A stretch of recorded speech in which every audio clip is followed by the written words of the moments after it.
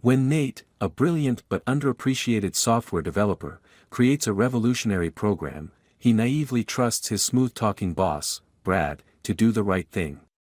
Instead, Brad steals Nate's invention, passes it off as his own, and builds an empire worth millions. Humiliated and enraged, Nate embarks on a secret mission to expose Brad's lies and reclaim what's rightfully his. But as Nate gathers evidence, he uncovers more than just intellectual property theft. He discovers Brad's web of fraud, corruption, and greed runs far deeper than he imagined. Armed with undeniable proof, Nate not only brings Brad's company to its knees but also sparks a media firestorm that ruins his former boss's reputation. Just as Nate believes he's won, an anonymous tip leads him to Brad's darkest secret, a hidden offshore account holding millions in stolen funds. Faced with a moral dilemma, Nate takes a piece of the fortune to right the wrongs done to him. But his decision comes at a cost. Someone knows his secret, and they're ready to use it against him. In a stunning twist, Nate realizes that revenge has turned him into the very thing he despised. As the story races toward its shocking conclusion, Nate must confront the consequences of his actions and decide how far he's willing to go to protect his new life, or lose everything he's fought for. Betrayal, revenge, and justice collide in this gripping tale of ambition, power, and morality. I always thought hard work and loyalty would get me ahead in life. That was the narrative drilled into me from childhood. The more effort you put in, the more rewards you reap. And for a while, it seemed to be true.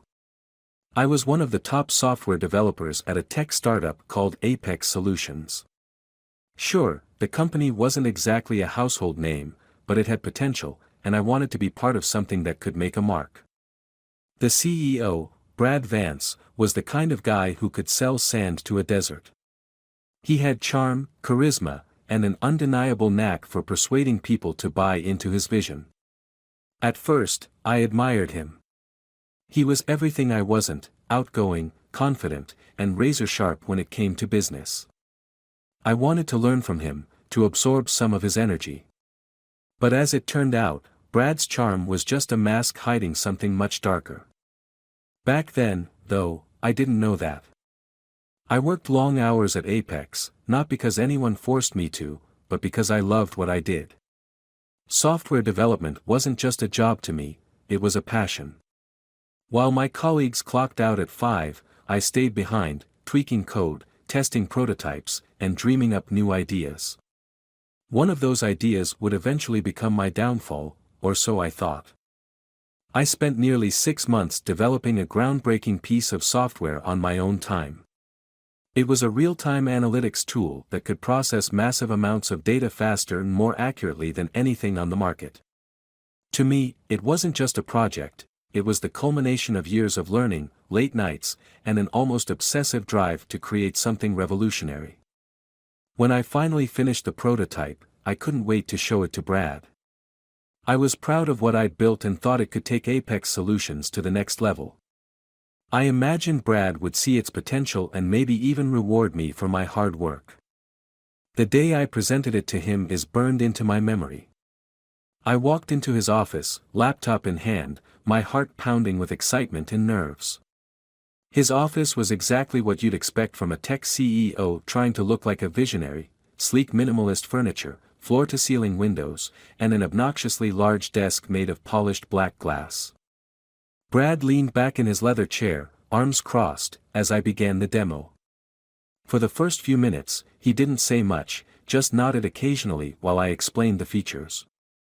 Then, as the software's capabilities became clear, his demeanor shifted. He leaned forward, his eyes narrowing, a faint smile creeping onto his face. "This is impressive," he said finally, his voice low and deliberate. "Really impressive, Nate. You've outdone yourself." Hearing those words felt like validation. I grinned like an idiot, too naive to notice the calculating look in his eyes. "I think this could be a game changer for the company," I said, my voice barely able to contain my enthusiasm. Brad nodded slowly. "Absolutely. This could put us on the map. But we'll need to make some adjustments. package it under the Apex Solutions brand, and, of course, secure the rights. The word rights didn't register with me immediately. I was too caught up in the moment, imagining the recognition and success this software would bring, not just for the company but for me. What do you mean by secure the rights? I asked, finally catching on. Brad smiled, but it didn't reach his eyes. Well, Nate, technically, since you work for Apex, anything you develop is the company's property. But don't worry. We'll make sure you're well taken care of. There's a bonus in it for you, something significant. Trust me, this is standard in the industry. His words hit me like a cold wave. The software wasn't company property, I'd developed it on my own time, using my personal equipment. It wasn't part of any project I'd been assigned. Legally, it was mine. Actually, I said carefully, I created this outside of work hours. I used my own tools, not company resources. So, technically, it's my intellectual property. Brad's expression didn't change, but something in his eyes hardened. Come on, Nate, he said smoothly. Let's not get caught up in technicalities. This is bigger than just you. It's about the company. About all of us. If we package this right, we can secure major funding, grow the business, and make everyone's lives better, including yours. I hesitated. He made it sound so reasonable, so logical. And part of me wanted to believe him. I'd been with Apex Solutions for 3 years, and I wanted to see it succeed. Maybe this was how things worked in the real world. Maybe I was just being selfish. Okay, I said finally, against my better judgment. As long as I get proper credit and compensation, I'm willing to let the company use it. Brad smiled again, his teeth flashing. That's what I like to hear. You're a team player, Nate. I promise, you won't regret this. At the time, I thought I'd made the right decision. I trusted Brad. I believed him when he said I'd be rewarded. But within a month, it became painfully clear that I'd made a huge mistake. The first red flag came when I overheard Brad pitching the software to potential investors during a meeting. I wasn't invited to the meeting, which already felt strange, but I chalked it up to Brad being the face of the company. What stung was hearing him take full credit for my work. This is my brainchild, he said confidently. I knew we needed to innovate, so I developed a cutting-edge analytics tool that will redefine the industry. I felt like I'd been punched in the gut. My brainchild? He didn't even understand half the code I'd written. After the meeting, I confronted him. Brad, why did you tell them you developed the software? That's not true. He didn't even blink. It's called positioning, Nate. Investors want to know that the leadership team is hands-on and innovative. It's good for the company's image. Don't take it personally, it's just business. Not personal. I said, my voice rising. You're taking credit for something I built from scratch. Brad's expression darkened. Careful, Nate.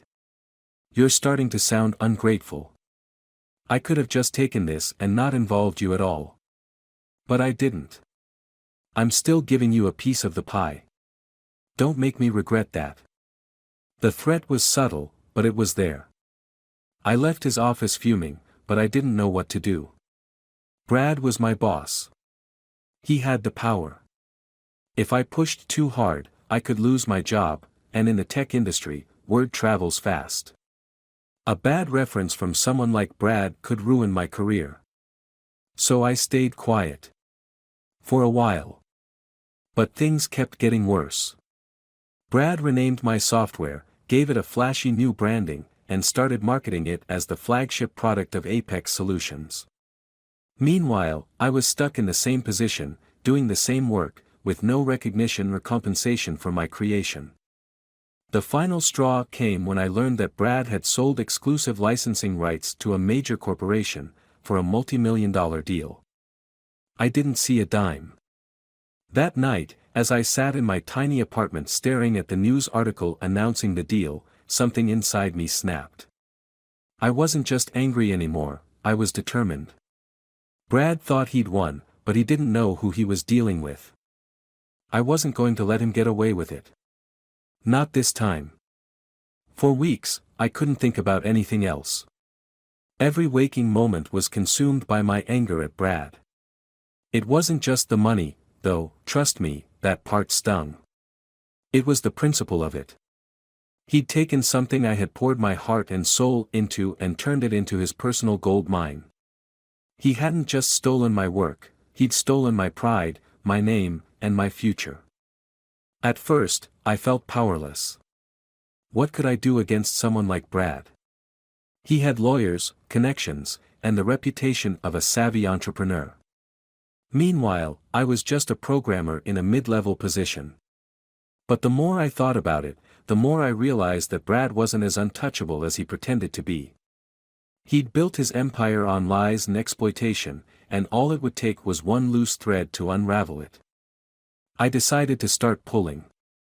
The first thing I did was gather evidence. I had been meticulous when creating the software, and luckily, I had saved copies of everything on my personal laptop. The original code, the drafts, the notes, all of it had timestamps proving that I had developed the software long before Brad got his greedy hands on it. I also had emails and Slack messages where I discussed the project with colleagues, which further proved it was my work. But I needed more. One night, after most of the office had cleared out, I stayed late under the pretense of working on a new project. Instead, I accessed Apex's internal servers and downloaded every document related to my software. Contracts, presentations, investor proposals, anything with Brad's fingerprints on it. I wasn't planning to use this information yet, but I knew I needed to have it in case things got ugly. It wasn't just about the software, though. I started keeping tabs on everything Brad did. I noticed patterns, how he cut corners, how he pushed deals through without proper approval, and how he made promises to clients he had no intention of keeping. The more I observed, the clearer it became that Brad's entire operation was built on smoke and mirrors. But gathering dirt on Brad was only the first step. I needed to figure out how to use it. That's when I decided to consult a lawyer. I didn't have much money to hire a top-tier legal team, but I found a small intellectual property firm that specialized in helping developers and creators. When I walked into their office for the first time, I was nervous. The lawyer I met, a sharp woman named Lydia, listened patiently as I explained my situation. "So let me get this straight," she said when I finished. "You created this software on your own time, using your own resources, but your boss is claiming it as company property?" "Exactly," I said. "And now he's making millions off it while I get nothing."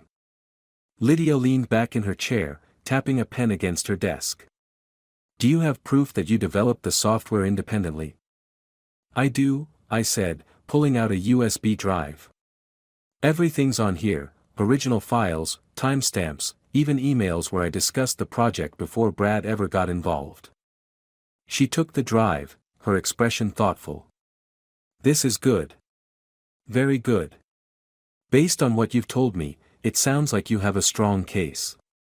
But I need to be honest with you, this won't be easy. People like Brad have resources, and they don't go down without a fight."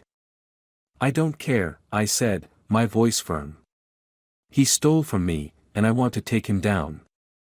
Lydia smiled. "I like your determination. Let's get to work." Over the next few weeks, Lydia and I built our case. She explained that, legally, I owned the intellectual property because I had created it outside the scope of my employment. Apex Solutions couldn't claim it unless they had a signed agreement stating otherwise, and Brad had never bothered with that paperwork. But we couldn't just waltz into court and expect to win.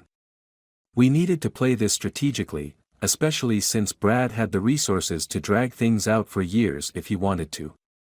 In the meantime, I kept my head down at work.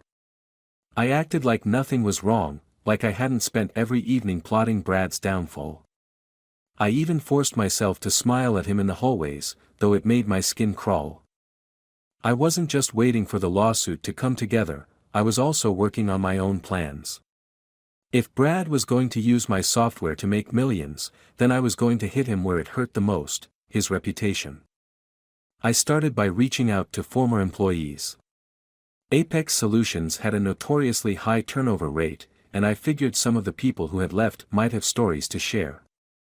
Sure enough, it didn't take long to find people who were more than happy to talk about Brad's shady practices. One former project manager told me about how Brad had forced him to falsify progress reports for a major client. Another developer described how Brad had taken credit for her work on a previous project. The more I dug, the more skeletons I found in Brad's closet. With Lydia's help, I compiled everything into a dossier. We weren't just going to expose Brad for stealing my software, we were going to show the world the full extent of his corruption. But I needed one more piece of the puzzle. One night, I stayed late at the office again. I wasn't just downloading files this time, I was looking for something specific. Apex had an internal messaging system that kept logs of all communications, even deleted ones. It was a gold mine of information, and I knew Brad wasn't careful about what he said in private chats. It took hours, but I finally found what I was looking for. A series of messages between Brad and a potential investor, where he blatantly lied about the capabilities of my software. In one message, he even admitted that he didn't understand how it worked but assured the investor that our team could handle it. That was it. The smoking gun. With the dossier complete, Lydia and I decided it was time to make our move. The lawsuit was officially filed, but we didn't stop there. We leaked the dossier to a prominent tech journalist known for exposing industry scandals. The fallout was immediate. Within days, the story went viral. Headlines blasted Brad's name across every major tech site: Apex CEO accused of stealing employees' work, tech founder faces lawsuit over intellectual property theft, and former employees speak out against toxic CEO. Brad's carefully constructed image began to crumble. Investors started pulling out, and clients canceled contracts. Employees quit in droves, unwilling to be associated with the growing scandal. The company's stock plummeted, and Apex Solutions went from being a rising star to a cautionary tale almost overnight. But I wasn't done yet. I wanted Brad to feel the same humiliation and betrayal he had made me feel. And I had one last card to play, a card that would ensure he could never rebuild what I had torn down. Brad was unraveling. I could see it in his face at work, dark circles under his eyes, his usual smarmy grin replaced with a tight-lipped scowl. The confidence he wore like armor was starting to crack. He barked orders at anyone who crossed his path, and the office, once bustling with ambition, now felt like a graveyard. Most of the team had no idea what was happening behind the scenes. To them, the sudden cancellations of contracts, the high-profile investors pulling out, and the stream of negative headlines were just bad luck. A rough patch. They had no clue that I was the one who lit the fire that was now consuming Brad's empire. The lawsuit was making waves, but I knew Brad wouldn't go down without a fight. He was too arrogant, too desperate to admit defeat. Sure enough, the very day after the news broke, I was summoned to his office. I braced myself as I walked through the glass doors, gripping the strap of my messenger bag to steady my nerves. Brad was waiting for me, seated at his oversized desk like a king trying to cling to his crumbling throne. His usual tailored suit was wrinkled, his tie loosened. For the first time since I'd known him, Brad looked rattled. "Nate," he began, his voice unnervingly calm. "Sit." I didn't. "What do you want, Brad?" He leaned back in his chair, folding his hands together.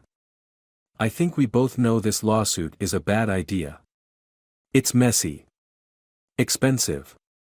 And it's going to hurt the company, a company you've been part of for years." I clenched my jaw, refusing to take the bait. "It's not about the company, Brad. It's about you stealing what's mine." His calm facade cracked for a moment, his eyes narrowing. But then he plastered on that fake smile I'd come to hate. Look, I get it. You're upset. Maybe I could have handled things differently, but we're past that now. The investors are nervous. The media's tearing us apart. But if we work together, we can turn this around. Work together? I repeated, my voice dripping with disbelief. You mean you want me to drop the lawsuit so you can keep profiting off my software? I'll cut you in, Brad said, leaning forward. We'll renegotiate your contract. Double your salary. Hell, I'll even give you a title, Chief Technology Officer. You want credit? Fine, I'll make it public. We'll spin this into a redemption story. You'll come out of this looking like a hero. For a brief moment, I was tempted. It wasn't a bad offer. But then I thought about the months I'd spent watching him lie, cheat, and manipulate. I thought about all the people he'd stepped on to get where he was, and how he dismissed me like I was disposable. No deal, I said firmly. Brad's smile vanished. He slammed his fist on the desk, making me flinch. Do you have any idea what you're doing? You're destroying everything we built. We didn't build anything, Brad. I built it. You just stole it. He stood up, towering over me. For a moment, I thought he might actually lose it and hit me. But instead, he pointed a finger in my face. You're going to regret this. I promise you, Nate, you're not going to win. I'll bury you in legal fees so deep you'll wish you never even thought about suing me. I held his gaze, refusing to back down. We'll see about that. I turned and walked out of his office, my heart pounding in my chest. I'd stood up to him, but I knew the war was far from over. Brad was desperate, and desperate people are dangerous. The next few weeks were chaotic. The lawsuit picked up steam, with Brad's legal team filing motions to dismiss and counterclaims alleging that I was trying to sabotage the company. It was laughable, but I knew the tactic was meant to drain my resources and wear me down. What Brad didn't know was that I wasn't fighting this alone. The tech journalist who had published the exposé on Brad's shady practices wasn't done digging. Her investigation unearthed even more skeletons, including accusations of unpaid wages, harassment, and misuse of company funds. She published follow-up articles that only added fuel to the fire. Soon, it wasn't just my lawsuit Brad was dealing with, it was a full-blown PR disaster. Apex Solutions was bleeding money. Clients were demanding refunds, investors were threatening lawsuits of their own, and the company's stock had tanked to the point of being nearly worthless. And then came the final blow. One night, while scrolling through social media, I stumbled across a post from a former employee who had just left Apex. It was a long thread detailing her experience at the company, how Brad had pressured her to sign a non-disclosure agreement after she caught him falsifying financial reports. She'd been too scared to come forward before, but now, with the scandal in full swing, she decided to speak up. The thread went viral, and within hours, other former employees began sharing their stories. It was a flood of accusations, unpaid overtime, unethical business practices, even rumors of bribing auditors. I couldn't believe my luck. Brad had spent years getting away with his schemes, but now, everything was collapsing all at once. But there was still one last piece of my plan to execute. Throughout all of this, I'd kept a close eye on Brad's personal movements. He'd always been arrogant, but now he was paranoid. He started coming into the office less and less, no doubt to avoid the reporters who camped outside the building every day. I decided to make my move during one of his rare appearances. I didn't want to just watch him fall, I wanted him to see me standing at the top as he crashed to the ground. That morning, I walked into the office and headed straight for HR. By now, I knew the company was barely holding it together. Apex had lost half its workforce, and the remaining employees were either looking for other jobs or waiting for the inevitable collapse. I handed my resignation letter to the HR manager, who looked at me with a mix of pity and relief. "You're leaving too?" she asked. I nodded. But before I go, I need you to know something. Keep an eye on the news this afternoon. It's going to get worse. I didn't wait for her reaction. I walked out of her office and headed to the lobby, where Brad was meeting with what I assumed was one of the last remaining investors. He spotted me and immediately scowled. "What the hell are you doing here?" I smiled, feeling a rare sense of satisfaction. "Just wanted to say goodbye. I'm officially done with Apex Solutions. Oh, and by the way, you might want to check your email." Before he could respond, I walked out of the building for the last time, leaving him standing there, fuming. What Brad didn't know was that I had just sent the tech journalist one final piece of evidence, a recording of a phone call I'd intercepted from Apex's internal server. It was Brad, talking to a client, openly admitting to lying about the software's capabilities and suggesting that they pad the numbers to make it look better in reports. When the story broke later that afternoon, it was the final nail in the coffin. Brad's last investor pulled out, leaving the company with no funding to continue operations. By the end of the week, Apex Solutions officially declared bankruptcy. I heard through the grapevine that Brad was being investigated for fraud, and several former employees were preparing to file a class action lawsuit against him. His name was toxic, his reputation shattered. As for me, I was free. Free from the company. Free from Brad. And most importantly, free to rebuild my life on my own terms. But I still had one more step to take, a step that would ensure Brad could never rebuild his. After Apex Solutions went under, I thought I was done with Brad. I had moved on, or at least, I was trying to. The lawsuit was still tied up in the courts, but I had more than enough evidence to win. My name was being cleared, and I was starting to get freelance offers from companies impressed with my skills. For the first time in a long time, I felt like I could breathe again. But life has a way of throwing curveballs when you least expect them. A month after Apex's collapse, I got an anonymous email with a single subject line: "You missed something." At first, I assumed it was spam. But when I opened the email, my heart stopped. Attached was a PDF of what looked like a confidential financial report from Apex Solutions. I skimmed through it, my eyes widening with every line. The report detailed a massive off-the-books bank account Brad had set up overseas. It wasn't just shady, it was illegal. Millions of dollars had been funneled into this account, money that was supposed to go toward the company but had somehow disappeared along the way. I stared at the screen, trying to make sense of it. Was this real? If it was, how did this person get it? And why send it to me? Before I could spiral too far into my thoughts, a second email came through. This time, it wasn't anonymous. It was from one of Brad's former assistants, Stacy. The subject line read, "Let's talk." We met at a coffee shop the next afternoon. Stacy looked nothing like the overworked, harried assistant I remembered from Apex.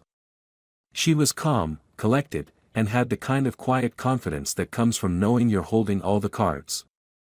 "I bet you're wondering why I sent you that report," she said, sipping her coffee. "Yeah, you could say that," I replied, leaning forward. "What's going on, Stacy?"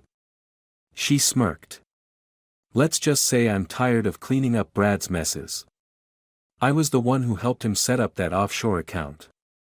At the time, I didn't realize how illegal it was. I thought it was just some tax loophole. But after everything that's happened, I'm done protecting him." My mind was racing. Why come to me? Why not go straight to the authorities? She shrugged. "Because you've already taken him down. You've done most of the work. But if you want to make sure he can never claw his way back, this is how you do it." I didn't know whether to trust her. Stacy had always been loyal to Brad, even when everyone else saw through his act. But as she slid a flash drive across the table, I realized she wasn't bluffing. "It's all there," she said. "Account numbers, transactions, even emails where Brad gave me instructions." If you want to destroy him for good, this is your chance. I went home that night and plugged the flash drive into my laptop. Sure enough, Stacy hadn't lied. The files were damning. Brad hadn't just stolen from me, he'd stolen from the company, the investors, and even the employees. Bonuses that were delayed. They'd been rerouted to his secret account. Budget cuts. That money had been siphoned off as well. I should have been furious, but all I felt was cold determination. Brad had already lost his company, his reputation, and his investors. Now, he was going to lose his freedom. But as I prepared to hand the evidence over to the authorities, I hesitated. A thought crept into my mind, uninvited and unwelcome: what if I used this for myself? The offshore account had millions of dollars in it. Money that Brad had stolen, sure, but it wasn't exactly clean. If I exposed it, most of it would get tied up in court battles and government confiscations. But if I played this carefully, I could reroute some of it back to where it truly belonged. To me. I told myself it wasn't stealing, it was justice. Brad had made millions off my software. I'd only seen a fraction of what I deserved. This was just balancing the scales. I spent the next week poring over the files, figuring out how to access the account without leaving a trace. Stacy had included everything I needed: passwords, security questions, even a VPN to cover my tracks. The first time I logged in, my hands were shaking. Seeing the balance in that account felt surreal. 7 figures. Enough to start over. Enough to make sure I never had to work for someone like Brad again. I transferred a portion of the money to a new account under a fake name, making sure to leave enough behind to avoid suspicion. It wasn't about greed, I just wanted what was mine. Then I turned the rest of the evidence over to the authorities. The fallout was immediate. Within days, Brad was arrested on charges of embezzlement, tax fraud, and money laundering. The media had a field day. The once respected tech CEO was now being paraded in handcuffs, his smug grin replaced with the hollow stare of a man who knew his life was over. I watched the news coverage from my apartment, a glass of whiskey in hand. I should have felt satisfied. I'd won. Brad was finished. But as the days turned into weeks, I couldn't shake the nagging feeling that I'd crossed a line. The money sat untouched in that fake account, a reminder of the choice I'd made. I told myself it didn't matter. Brad had stolen it first. He didn't deserve it, and no one would ever know what I'd done. But someone did know. A month later, I got another anonymous email. This one contained no subject line, no message, just a single attachment, a screenshot of the fake account I'd set up, complete with the exact balance I'd transferred. My blood ran cold. Before I could process what was happening, a second email arrived. This one had a message. I hope you're enjoying your cut. Let's chat soon. S. Stacy. It hit me like a ton of bricks. Stacy hadn't just handed me the evidence out of the goodness of her heart, she'd been playing me. She must have tracked my activity, knowing I couldn't resist the temptation. Now, she had leverage. I didn't know what she wanted, but I knew one thing for sure: this wasn't over. As I stared at the email, a mix of fear and anger bubbling inside me, I realized something that chilled me to the bone. In taking down Brad, I had become just like him. And Stacy? Well, she was about to make sure I paid the price.